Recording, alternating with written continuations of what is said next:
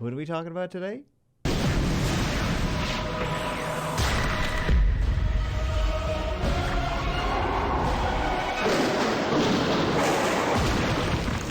That's right, the Summoner's War sequel, Summoner's War Chronicles, just launched its regional beta test in Thailand app stores the other day, and it's a mixture between some good and some bad. So to start, if you guys aren't familiar, Summoner's War Chronicles is an MMORPG with anime cutscenes based on the characters in the Summoner's War Sky Arena universe. Well, it's based loosely on the characters in the Summoner's War universe. Most of the game actually is completely disconnected from the Summoner's War Sky Arena game, aside from your pets that are your summons that fight alongside you. So you, being the protagonist, chooses from one of three main character classes with slightly customizable options. The customization isn't really that robust. It's more of a light version compared to other more robust MMOs. As far as gameplay-wise, it's your pretty straightforward run-of-the-mill MMORPG style.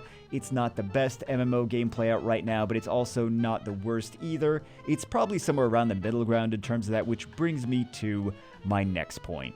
Com2uS is very well aware, based on alpha test feedback from a hand-picked group of influencers that work for Com2uS, that the gameplay was not anything innovative or groundbreaking, especially considering the game was in development for quite some time and was supposed to come out a long time ago, but kept getting pushed back over and over and over again. They knew they had to do something for it to have a chance compared to some of the new games out, especially things like Genshin Impact and some of the other really impressive MMORPGs coming out in the next year or two, so they pushed back the launch date of the game to integrate something new and cutting edge into it: NFTs. So we won't get into a discussion about NFTs in this video, but there's a lot of misinformation the general public has on them in general. So rather than spending 20 minutes talking about that, let's talk about the gameplay specifically.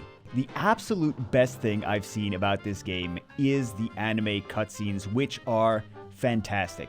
My opinion from watching the gameplay and the cutscenes, as well as the other influencers that had access to the closed in-house game testing, are that it's been pretty unanimous across the board. The cutscenes are awesome. The gameplay is pretty samey to any other MMO out there right now. So another one of the good things would of course be the Summoner's War characters, but it honestly doesn't even really feel like the same characters. It doesn't have the same Summoner's War charm. The same as how Lost Centuria was, there's a disconnect and it doesn't quite feel the same. The whole vibe is off and it feels like you're in a different game franchise completely. So that being said, you do still have access to the characters, you can choose who allies with you in your fights, and there is some diversity in gameplay styles based on that. The biggest con would be the innovation. It doesn't really bring anything new to the table aside from NFTs, at least in the beta version. Again, it's not terrible, it just feels like so many people waited years for this game to come out and just be another mobile MMO. And I don't know how much staying power it ultimately has with being so similar to so much stuff that has already come out and not been so successful. So I'd like to take a minute to compare this to some other games so you can see a side-by-side comparison and see how we feel based on that. So let's be real, some of these scenes look a lot like Genshin, but a little bit watered down. Although we could go one step further, since Genshin took from Breath of the Wild. Breath of the Wild took a few things from Warcraft and other games. I'm sure Warcraft was inspired by things. Just in a side-by-side comparison, I think the results here speak for itself. Tower of Fantasy is another extremely hype upcoming release, and Summoner's War Chronicles is going to have to contest with that, and it is going to be difficult. So this one is looking really great, but unfortunately there's not a lot of gameplay released on this title. Another potential stiff upcoming competitor. We'll see how the gameplay ultimately winds up looking though.